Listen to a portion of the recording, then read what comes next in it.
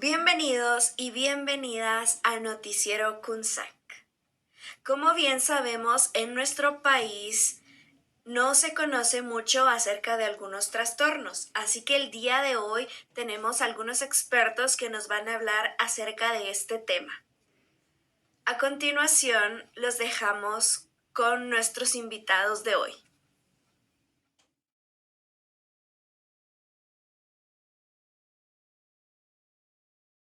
Depresivo inducido por sustancias. Este trastorno es derivado de la ingesta de sustancias químicas como la droga o fármacos. El cuadro de depresión no se da en conjunto o de manera inmediata. Esto puede desarrollarse hasta un mes después de haberla consumido.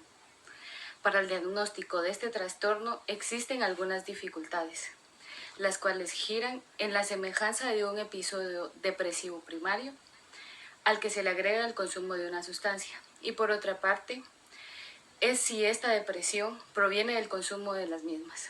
Los factores que ayudan a diferenciar estas situaciones son la edad y los antecedentes personales. Diagnósticos para un trastorno depresivo inducido por una sustancia, se puede mencionar primero que una alteración se caracteriza por un estado de ánimo deprimido, una disminución del interés o placer por todas o casi todas las actividades que se hacían anteriormente, y estos síntomas se desarrollan durante o poco después de la intoxicación o abstinencia de una sustancia. La evidencia de un trastorno depresivo independiente puede incluir que los síntomas persisten durante un mes después del cese de la abstinencia aguda o la intoxicación grave. También se menciona que el trastorno no se produce exclusivamente durante el curso de un síndrome confuncional y el trastorno puede causar deterioro en el área social, laboral y otras áreas importantes del funcionamiento. Con lo que respecta a la variabilidad del trastorno depresivo inducido por sustancias, lo podemos encontrar de dos maneras. La variabilidad respecto a el trastorno con inicio durante la intoxicación. Esto nos hace referencia a que el trastorno, ¿verdad? Puede tener su inicio durante la intoxicación, ¿verdad? Cuando se consume las bebidas alcohólicas. Esa es una parte de la variabilidad. También está la parte, ¿verdad?, donde se inicia durante la abstinencia, ¿verdad? Cuando se inicia ya cuando la persona ha dejado de consumir estas bebidas alcohólicas. Estas dos serían la variabilidad del trastorno de depresión inducido por sustancia. Temporalidad del trastorno depresivo inducido por una sustancia. Los síntomas persisten durante un periodo importante, aproximadamente un mes, después del cese de la abstinencia aguda o la intoxicación grave. En relación a la comorbilidad de los pacientes con trastorno depresivo inducido por sustancias o medicamentos, existe mayor probabilidad de relación con trastornos específicos de juego patológico de la personalidad, de personalidad paranoide, histriónica y antisocial.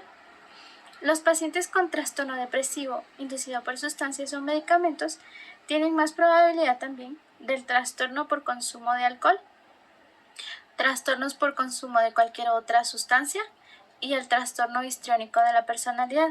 Sin embargo, es menos probable que tengan el trastorno depresivo persistente. Interesante lo que nos mencionan nuestras expertas acerca de este trastorno, y a continuación tendremos a bien mencionar el trastorno disfórico premenstrual. Por favor, pasemos a la siguiente.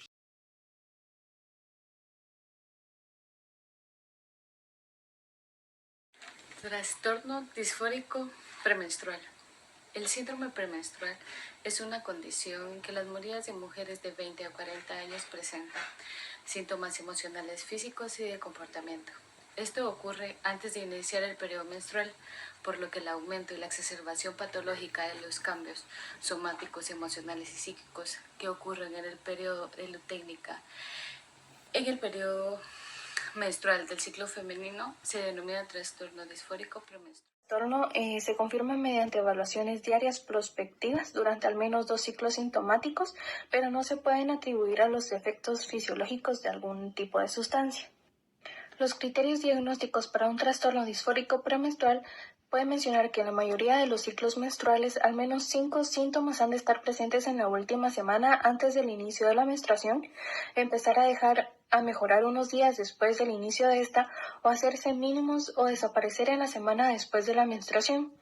Entre estos síntomas podemos mencionar la habilidad afectiva, irritabilidad, estado de ánimo deprimido, ansiedad, tensión o sensación intensa de estar excitada o con los nervios de punta, y estos síntomas se pueden combinar con estos otros, que es la disminución del interés por las actividades habituales, dificultad subjetiva de concentración, letargo o falta de energía, cambio del apetito, sobrealimentación o anhelo de alimentos, hipersomnia o insomnio, dolor o tumefacción mamaria, dolor articular o muscular, sensación de hinchazón o aumento de peso. También estos síntomas se pueden asociar clínicamente o se pueden asociar a una interferencia en el trabajo, la escuela o las actividades sociales habituales o la relación con otras personas. Este trastorno se confirma mediante evaluaciones diarias prospectivas durante al menos 2 ciclos sintomáticos, pero no se pueden atribuir a los efectos fisiológicos de algún tipo de sustancia. Con lo que respecta a la variabilidad del trastorno disfórico premenstrual, esto va conjunto a los síntomas que se mencionaban anteriormente. La variabilidad tiene que ver con los síntomas, ¿verdad? Con la habilidad afectiva, que son los cambios que se tienen, ¿verdad? De triste, llorosa, también la irritabilidad, ¿verdad? Estas son las variantes que puede tener este trastorno, ¿verdad? Depende de los síntomas, también la ansiedad, la tensión con los nervios de punta, como mencionaban anteriormente, y el estado de ánimo, ¿verdad? Intenso, malhumorado. Entonces, junto con estos síntomas, pues se va tomando en cuenta la variabilidad. Temporalidad del trastorno disfórico premenstrual.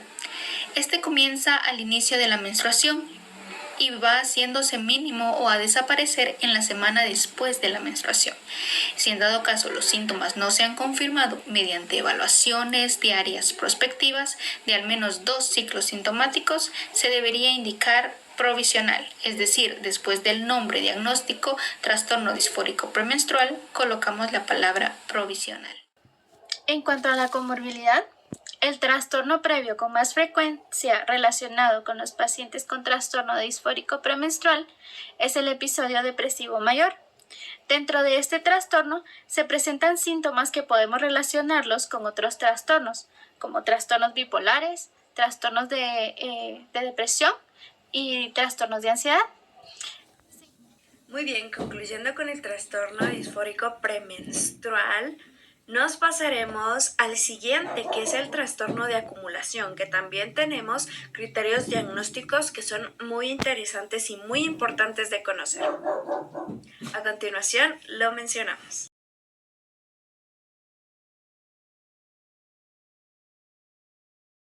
Trastorno de acumulación. Este trastorno ha sido conceptualizado como síntoma o subtipo de trastorno obsesivo-compulsivo, pero estudios recientes conceptualizan al trastorno de acumulación como un posible síndrome clínicamente distinto y propone a este trastorno como una nueva categoría diagnóstica. Este trastorno es definido como la dificultad persistente para deshacerse o separarse de las pertenencias. Este comportamiento llega a causar angustia personal al pensar que debe desprenderse de los objetos, llegando a producir la acumulación excesiva de estos objetos. Los diagnósticos de un trastorno de acumulación podemos mencionar primero la dificultad persistente de deshacerse o renunciar a las posesiones, debido a la necesidad de guardar las cosas y al malestar que se siente cuando uno se deshace de ellas.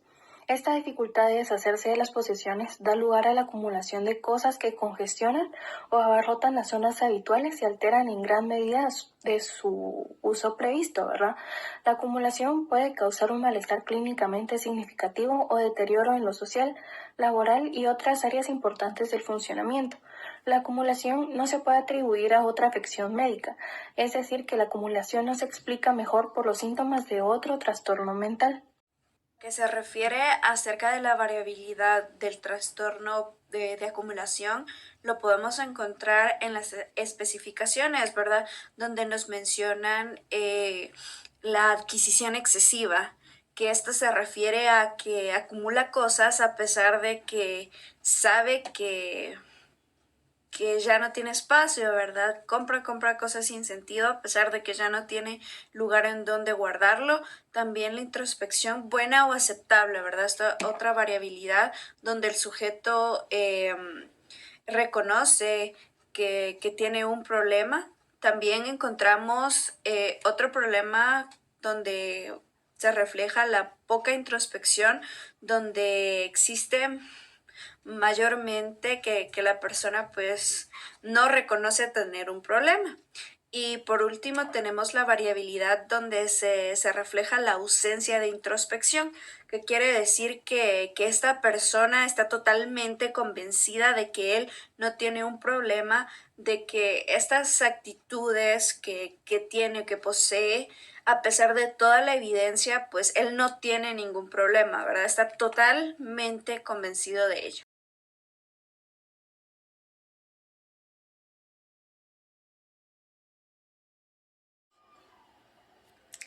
Las afecciones comórbidas más comunes relacionadas al trastorno de acumulación son el trastorno del estado de ánimo o de ansiedad, entre los que podemos mencionar el trastorno depresivo mayor, el trastorno de ansiedad social y el trastorno de ansiedad generalizada.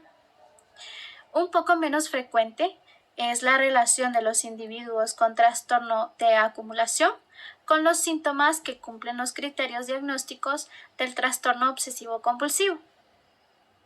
Es importante recalcar que estas comorbilidades pueden ser el principal motivo de consulta, ya que no es probable que los individuos refieran de una manera espontánea los síntomas de acumulación, y estos síntomas a menudo no se suelen explorar en las entrevistas clínicas de rutina. Para ir cerrando ya este segmento de los trastornos, vamos a concluir con el trastorno de tricotilomanía, que es prácticamente el trastorno de arrancarse el cabello, de arrancarse el pelo.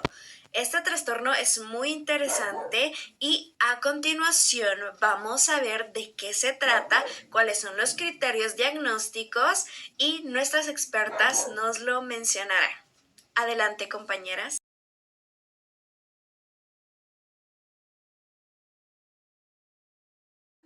Trastorno de arrancarse el pelo. La Academia Americana de Psiquiatría ha clasificado la tricotilomanía como un cuadro organizacional obsesivo-compulsivo. En su origen se encuentra un componente de ansiedad que conlleva un comportamiento de autolesión de forma recurrente hasta convertirse en estereotipado. Los tricotilomaníacos no experimentan pensamientos instituyentes.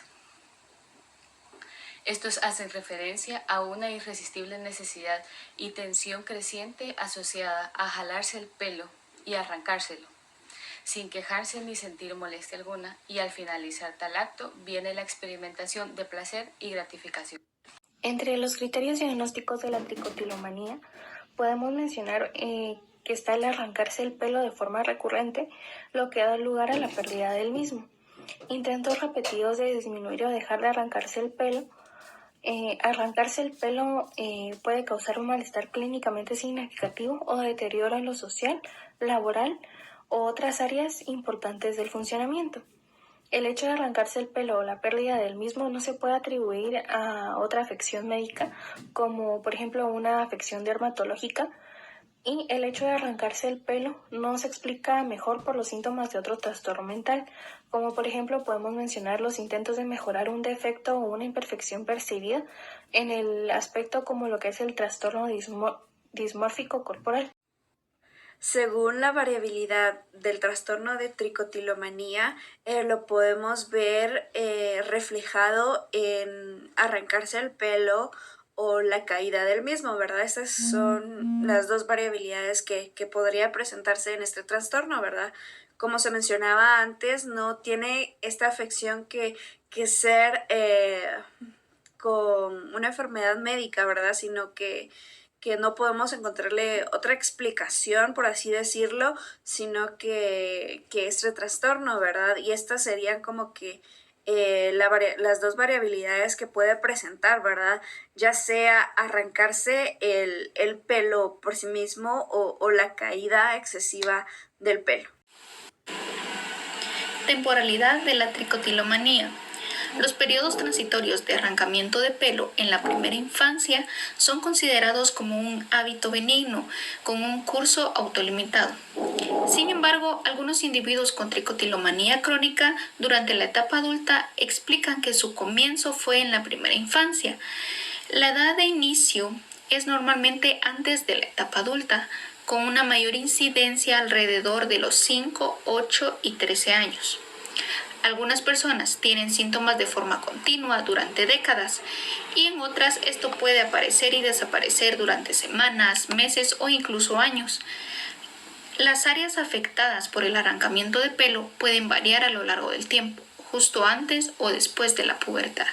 Con respecto a la comorbilidad, la tricotilomanía suele ir acompañada de otros trastornos mentales, que por lo general son el trastorno depresivo mayor y el trastorno de excoriación, o sea, de rasgarse la piel. En la mayoría de los individuos con tricotilomanía se producen conductas repetitivas, centradas en el cuerpo con síntomas distintos de arrancarse el cabello, de rascarse la piel, que pueden ingresar un diagnóstico adicional de trastorno obsesivo compulsivo especificado y trastornos relacionados.